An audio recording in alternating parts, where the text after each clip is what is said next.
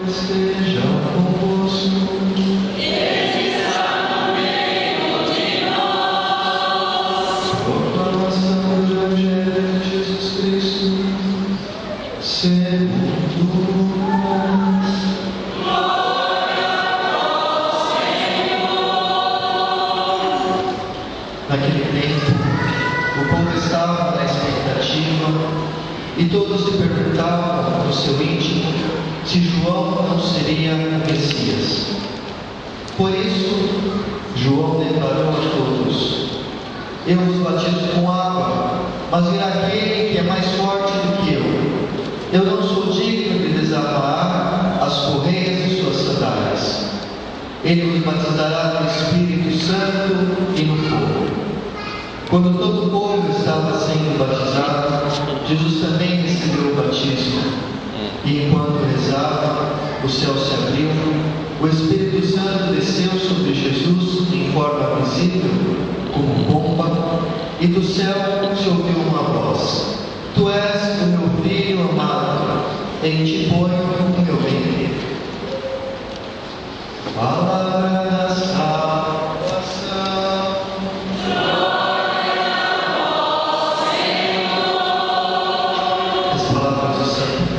Cancele os nossos pecados.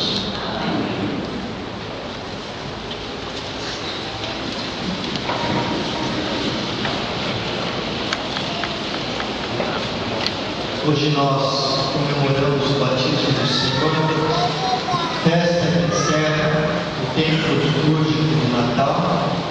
Inicia-se a partir de amanhã o tempo comum, onde a igreja troca as vestes brancas pelas vestes verdes. O verde significa a esperança do ano que se inicia, a esperança do ano que se inicia no Senhor, no cotidiano da nossa vida. Mas hoje a festa do batismo, ela nos recorda também o nosso batismo. Muitos de nós talvez foi batizado ainda quando era criança. Eu fui batizado aqui na igreja pelas mãos do Cônigo Belisário, com 3 meses de vida. Eu nasci de 7 meses, quase morri, mas o Senhor tinha um plano maior. E hoje, olhando para trás, acho que tanto eu quanto minha família entende tudo isso. Mas o batismo é uma graça toda especial, é um sacramento. Um sacramento que significa Deus que Ele por um sinal visível, que é um pouco de água, o padre joga 3 vezes água na cabeça da criança, faz algumas orações, traz o sinal da cruz, coloca um pouquinho de sal na boca, e depois por aquele sinal aquela criatura de Deus, passa a ser filho de Deus. Recebe o sacramento. Sacramento, palavra esta que vem do latim, sacramentum, do latim, significa mistério. Por um mistério divino naquele momento, através daquele sinal visível, daquela água, daquela bênção, Deus do céu desce e dá a sua graça à vida daquela criança. Ele dá a sua vida da parte de si, infunde, dá graça para essa criança caminhar em santidade, para ela ser no mundo a imagem, a sua imagem e a imagem do Pai. Ser no mundo semelhança a Cristo, um novo Cristo. Mas se nós olharmos bem como hoje está banalizado o batismo, nós somos batizados na fé dos nossos pais. Porque, como diz a Sagrada Escritura, quando uma família se convertia, um homem da família se convertia, todos eram batizados, todos, desde as crianças até os adultos, eram batizados na fé do Cristo. E muitos protestantes evangélicos dizem: não, mas o batismo tem que ser maior, só quando você tiver consciência. Mentira! A Sagrada Escritura não diz isso. Todos eram batizados na fé dos seus pais. E é o que faz a Igreja Católica. Mas para dar atenção plena e total, a Igreja, em sua sabedoria, ela que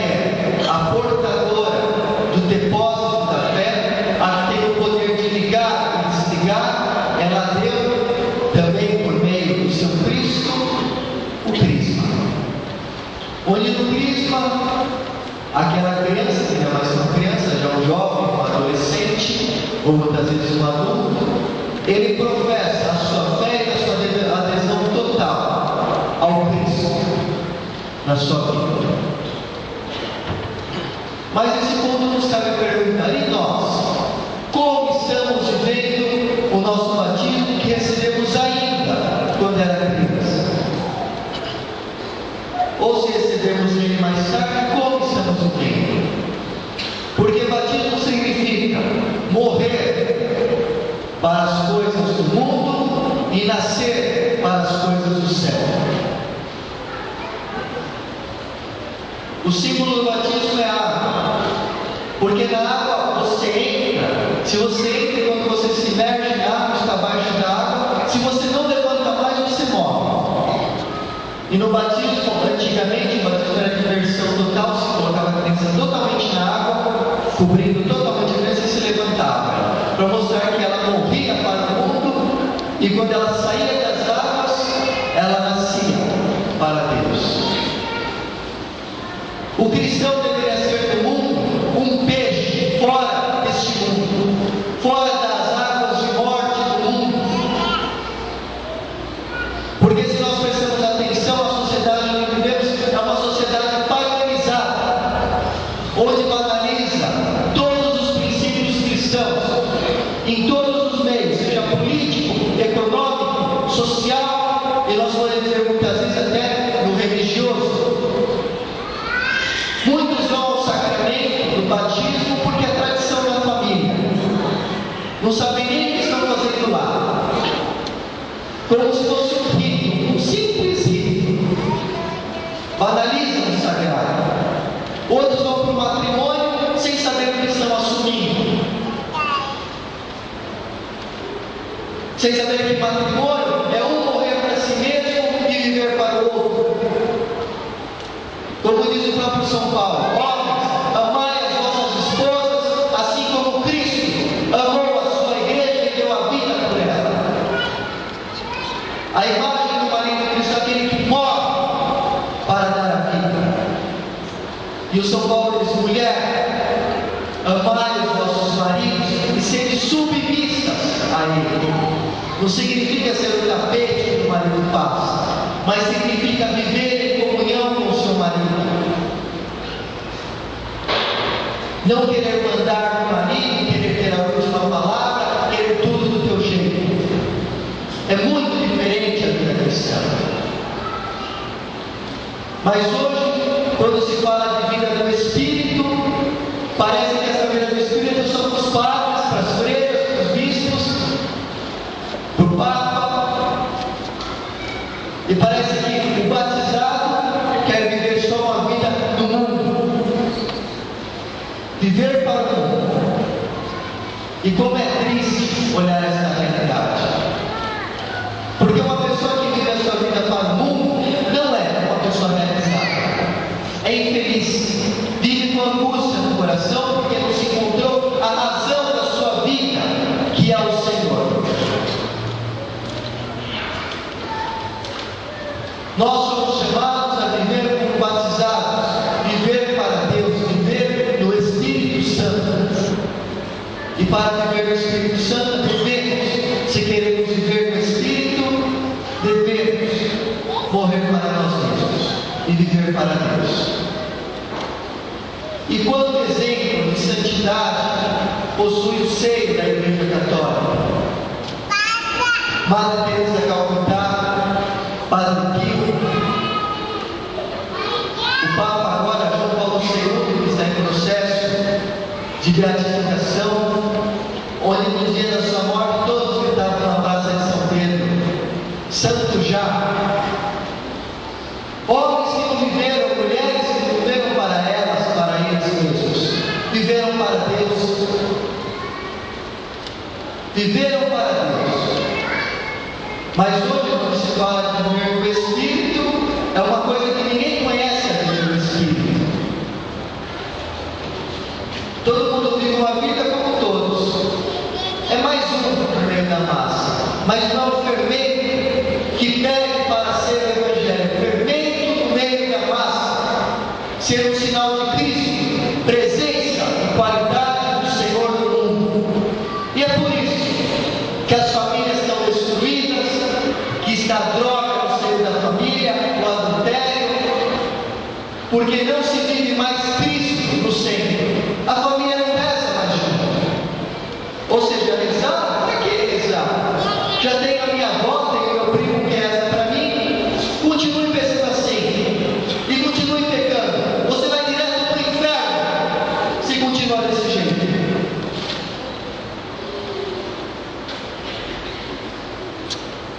Porque ainda não nasceu para Deus o teu coração. Quando nós olhamos, por exemplo, a vez do Padre Pio, um simples frei franciscano, que a um certo momento ofereceu toda a sua vida para o Senhor, viveu 50 anos com as estigmas da paixão de Cristo. Um homem que o Espírito Santo pegava ele e colocava ele até em outros países. Ele estava aqui ao mesmo tempo em outros lugares.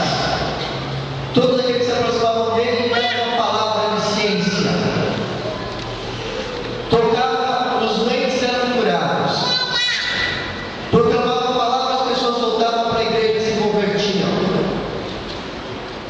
Viveu a sua vida no Espírito.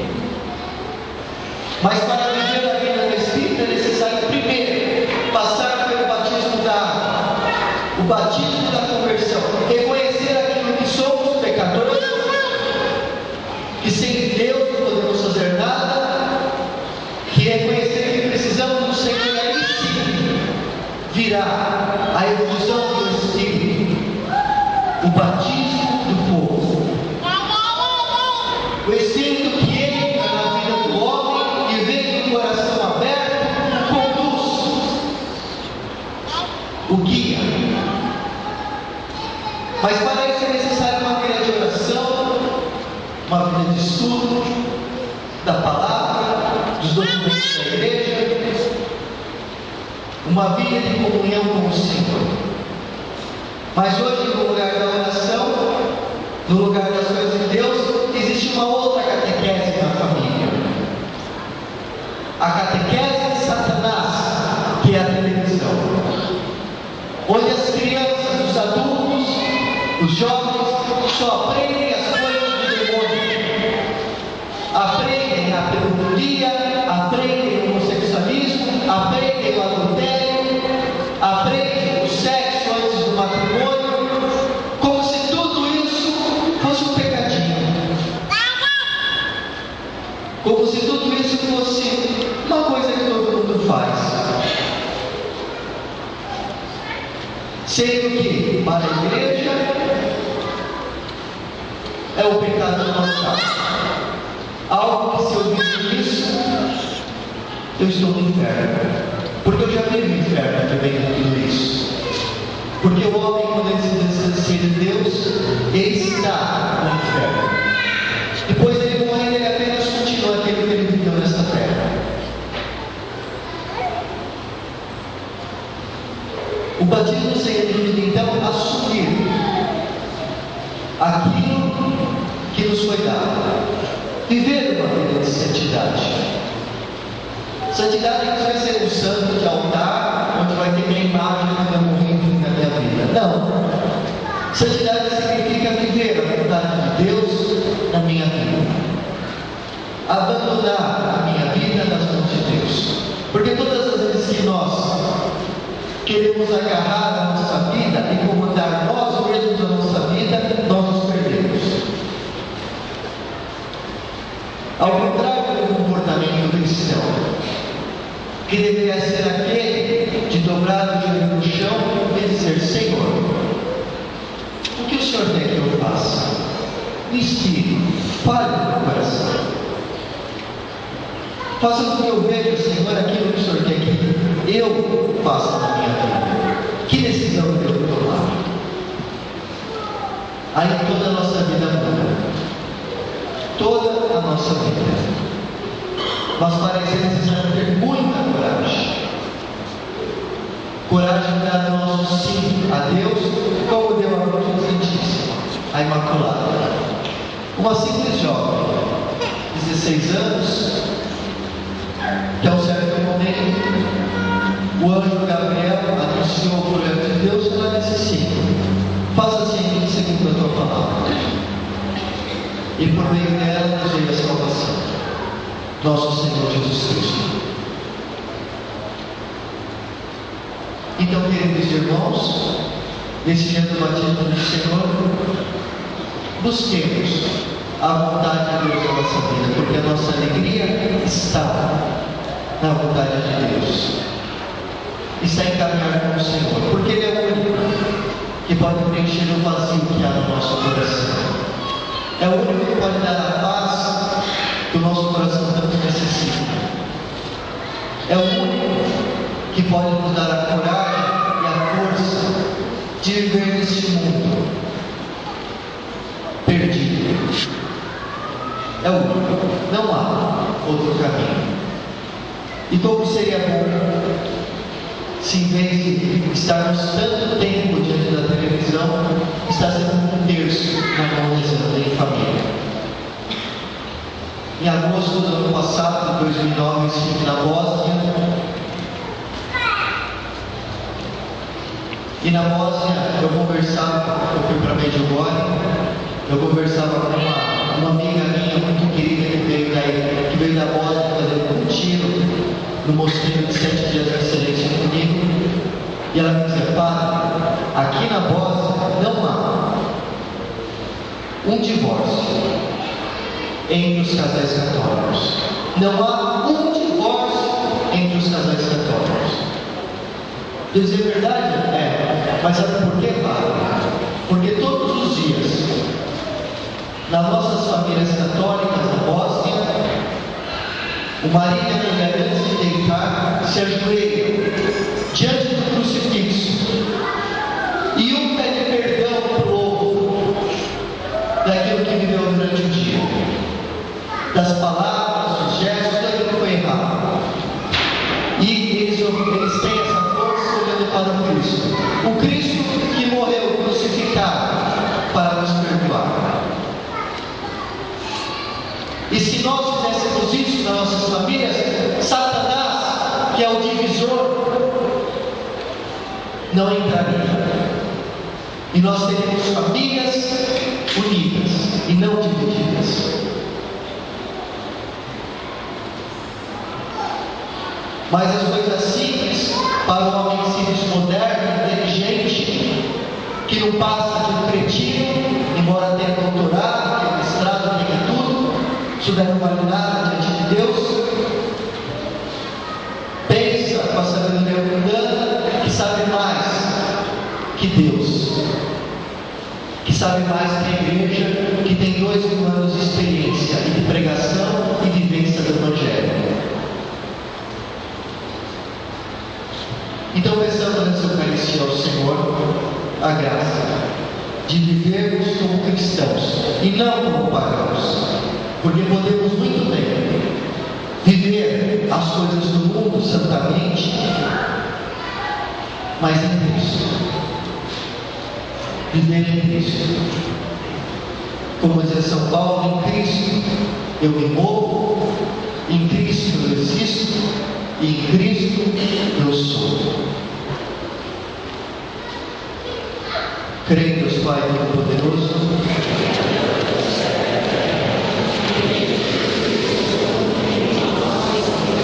que foi concebido pelo poder do Espírito Santo, nasceu da Virgem Maria, padeceu sob nossos pecados, foi crucificado, morto e sepultado, desceu aos mortos, ressuscitou.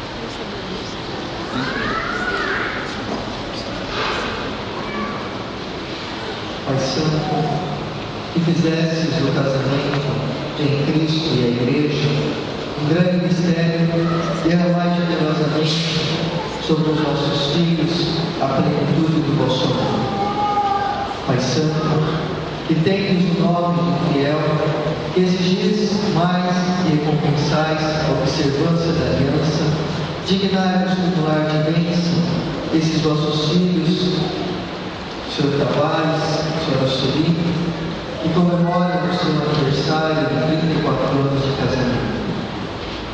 Nós os louvamos e bendizemos, Deus Criador de todas as coisas, que no princípio criastes o homem e a mulher para constituírem uma sociedade de vida e amor, e também vos agradecemos, Senhor, porque vos dignastes a abençoar o casamento dos vossos filhos, Tavares e Suri, para ser uma imagem de união de Cristo com a Igreja. Olhei agora com bondade para eles, e como lhes perseverastes a união em meio às alegrias e às tristezas, assim, renovai neles sempre a aliança nupcial, aumentando a caridade e reforçando os laços de paz, a fim de merecerem e receber sempre a vossa bênção, na companhia dos filhos Daniel, Thelma e Padre Mateus. E que Deus Pai Todo-Poderoso, pela intercessão da Virgem Maria, vos abençoe neste aniversário do sacramento do matrimônio e nos comune de anos felizes e de bênçãos dos céus. E por intercessão da Virgem Maria, abençoe